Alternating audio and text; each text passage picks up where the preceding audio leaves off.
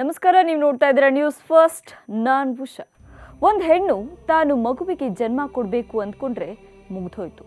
ದೈಹಿಕವಾಗಿ ಮಾನಸಿಕವಾಗಿ ಆಕೆ ಎಲ್ಲವನ್ನೂ ಅನುಭವಿಸೇ ತೀರ್ತೀನಿ, ನನ್ನ ಗರ್ಭದಲ್ಲಿ ಅರಳೋ ಮುದ್ದಾದ ಹೂವನ್ನ ಮುದ್ದಾಡೋಕೆ ಸಿದ್ಧವಾಗ್ತೀನಿ ಅಂತ ನಿರ್ಧರಿಸೋಕೆ ಆಕೆ ಪ್ರತಿ ತಿಂಗಳು ತುಂಬುವಾಗ್ಲೂ ಒಂದೊಂದು ರೀತಿಯ ಅನುಭವವನ್ನ ಪಡಿತಾಳೆ.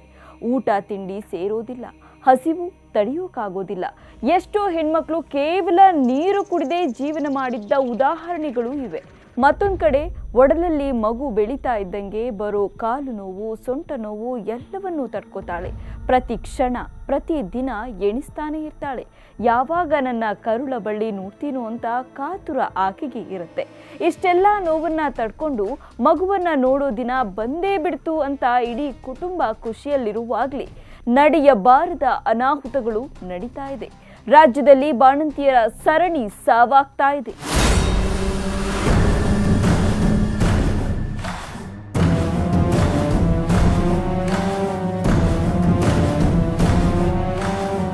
ಅಮ್ಮ ಹಸಿವಾಗ್ತಾ ಇದೆ, ಹಾಲು ಕೊಡು ಅಂತ ಚೀರುತ್ತಾ ಇರೋ ಹಸು ಕಂದಮ್ಮಗಳನ್ನ ಅನಾಥರನ್ನಾಗಿ ಮಾಡಿತು. ಕರುಳ ಬಳ್ಳಿಗಳನ್ನ ಕಣ್ಣಿಂದ ನೋಡೋಕೆ ಮುಂಚೆನೆ ಕಣ್ಮುಚ್ಚುತ್ತಿರೋ ಬಾಣಂತಿಯರ ಸಾವಿಗೆ ಕಾರಣ ಆಗ್ತಿರೋದು ಬಡ ಹೆಣ್ಣುಮಕ್ಕಳ ಕುಟುಂಬಗಳನ್ನ ಕಣ್ಣೀರಲ್ಲಿ ಕೈ ತೊಳೆಯುವಂತೆ ಮಾಡ್ತಾ ಇರೋದು ಯಾರು? ಇದಕ್ಕೆಲ್ಲ ಕಾರಣ ಯಾರದ್ದೋ ದುಡ್ಡಿನ ಆಸೆ. ಐವಿ ಫ್ಲೂಯಿಡ್ ಅನ್ನೋ ವಿಷ ಅನ್ನೋ ಆರೋಪ ಇದೆ. ಇದರ ಬಗ್ಗೆ ತನಿಖೆಯೂ ನಡೀತಾ ಇದೆ.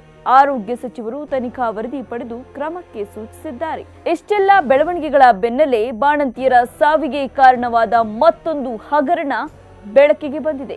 ಅದುವೇ ಕಳಪೆ ಗುಣಮಟ್ಟದ ಹಿಮೋಗ್ಲೋಬಿನ್ ಡಿಜಿಟಲ್ ಮೀಟರ್ ಖರೀದಿ ಹಗರಣ.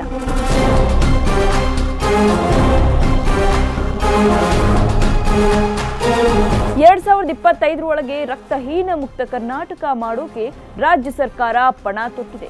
ಆದ್ರೆ KSMSCL ಅಂದ್ರೆ ಕರ್ನಾಟಕ ರಾಜ್ಯ ಮೆಡಿಕಲ್ ಸಪ್ಲೈ ಕಾರ್ಪೊರೇಷನ್ ಲಿಮಿಟೆಡ್ನ ಅಧಿಕಾರಿಗಳು ಮಾತ್ರ ಕಿಕ್ ಬ್ಯಾಕ್ಗಾಗಿ ಕಳಪೆ ಗುಣಮಟ್ಟದ ಹಿಮೋಗ್ಲೋಬಿನ್ ಡಿಜಿಟಲ್ ಮೀಟರ್ ಖರೀದಿ ಮಾಡೋ ಹಗರಣವನ್ನ ನ್ಯೂಸ್ ಫಸ್ಟ್ ದಾಖಲೆ ಸಮೇತ ಬಯಲಿಗೆಳೆದಿದೆ.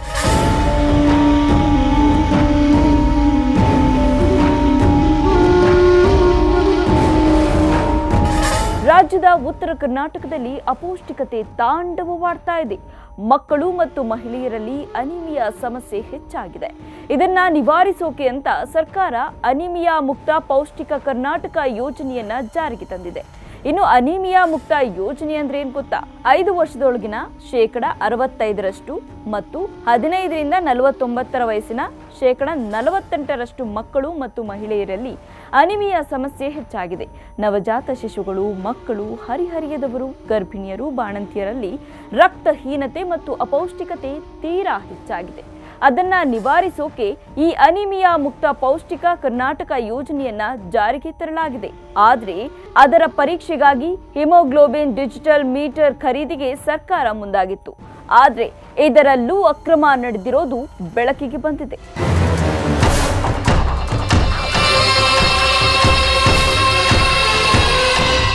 ಅನಿಮಿಯಾ ಮುಕ್ತ ಪೌಷ್ಟಿಕ ಕರ್ನಾಟಕ ಕಾರ್ಯಕ್ರಮದಡಿ ಬರೋಬ್ಬರಿ 19.82 ಕೋಟಿ, ಎಷ್ಟು ಹೇಳಿ, 19.82 ಕೋಟಿ ಮೌಲ್ಯದ ಟೆಸ್ಟ್ ಸ್ಟ್ರಿಪ್ಸ್ ಹಾಗೂ ಶಸ್ತ್ರಚಿಕಿತ್ಸೆಯಲ್ಲಿ ಬಳಸೋಕೆ ಲ್ಯಾನ್ಸೆಟ್ ಇರುವ ಕಿಟ್ಗಳ ಖರೀದಿ ಮಾಡಲಾಗಿದೆ. ಆದರೆ ಸ್ಯಾಂಪಲ್ ಪರೀಕ್ಷೆಯ ವೇಳೆಯೇ ಹಿಮೋಸ್ಟ್ರಾಕ್ ಬ್ರ್ಯಾಂಡ್ ಕಿಟ್ ಕಳಪೆ ಅನ್ನೋದು ಪತ್ತೆಯಾಗಿತ್ತು.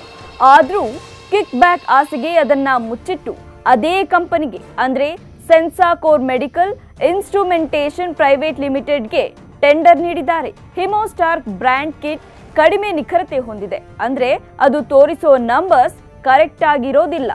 ಬೇರೆ ಕಂಪನಿ ಕಿಟ್ಗಳಿಗಿಂತ ತೀರಾ ಕಡಿಮೆ ನಿಖರತೆ ಹೊಂದಿದೆ. ಹಿಮೋಗ್ಲೋಬಿನ್ ನಮ್ಮ ದೇಹದಲ್ಲಿ ಎಷ್ಟಿದೆಯೋ ಅದಕ್ಕಿಂತ ಹೆಚ್ಚಾಗಿ ತೋರಿಸುತ್ತೆ. ಅನಿಮಿಯಾ ಮಟ್ಟ ಹೆಚ್ಚಿದ್ರೂ ಅದನ್ನ ಸರಿಯಾಗಿ ತೋರಿಸೋದಿಲ್ಲ ಅಂತ ಬೆಂಗಳೂರು ವೈದ್ಯಕೀಯ ಕಾಲೇಜು ಮತ್ತು ಸಂಶೋಧನಾ ಸಂಸ್ಥೆ ವರದಿ ನೀಡಿದೆ. ಈ ವರದಿ ಮುಚ್ಚಿಟ್ಟು ಸದ್ಯ ವರ್ಕ್ ಆರ್ಡರ್ ನೀಡಿ ಅಕ್ರಮ ಎಸಗಿರೋದು ಬೆಳಕಿಗೆ ಬಂದಿದೆ.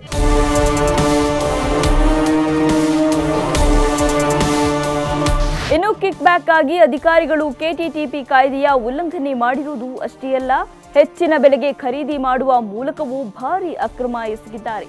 ಚೀನಾ ಕಂಪನಿಯ ಮೆಡಿಕಲ್ ಉತ್ಪನ್ನಗಳನ್ನು ಖರೀದಿಸಬಾರದು ಅಂತ 2020ರಲ್ಲೇ ಕೇಂದ್ರ ಸರ್ಕಾರದಿಂದ ಆದೇಶ ಬಂದಿದೆ. ಆದರೂ ಚೀನಾ ಕಂಪನಿಯ ಟೆಸ್ಟ್ ಸ್ಟ್ರಿಪ್ಗಳನ್ನು ಪೂರೈಕೆಗೆ ವರ್ಕ್ ಆರ್ಡರ್ ನೀಡಲಾಗಿದೆ. ಪ್ರತಿ ಟೆಸ್ಟ್ ಸ್ಟ್ರಿಪ್ಗೆ 5.58 ಪೈಸೆಯಂತೆ ಪೂರೈಕೆಗೆ ಅನುಮತಿ ನೀಡಲಾಗಿದೆ. ಇನ್ನು ಇಂಡಿಯಾ ಮಾರ್ಟ್ನಲ್ಲಿ ಕೇವಲ ₹3ಗೆ ಮಾರಾಟ ಮಾಡಲಾಗ್ತಾ ಇದೆ. ಇಷ್ಟು ಕಡಿಮೆ ಬೆಲೆಗೆ ಸಿಕ್ತಿದ್ರೂ ಹೆಚ್ಚಿನ ರೇಟ್ ಫಿಕ್ಸ್ ಮಾಡಿ ಕಿಕ್ ಬ್ಯಾಕ್ ಮಾಡಲಾಗಿದೆ. ಇನ್ನು ಮೆಡಿಸಿನ್ ಟೆಂಡರ್ ಅನ್ನ ಜೆನೆರಿಕ್ ಹೆಸರಿನಲ್ಲಿ ಮಾತ್ರ ಪೂರೈಕೆ ಮಾಡಬೇಕು. ಆದ್ರೆ ಇಲ್ಲಿ ಬ್ರ್ಯಾಂಡ್ ಹೆಸರಲ್ಲಿ ಸರಬರಾಜು ಮಾಡಲಾಗ್ತಾ ಇದೆ. ಈ ಮೂಲಕ ಟೆಂಡರ್ನಲ್ಲಿ ನಿಯಮ ಪದೇ ಪದೇ ಉಲ್ಲಂಘನೆ ಮಾಡಿರುವುದು ಗೊತ್ತಾಗಿದೆ.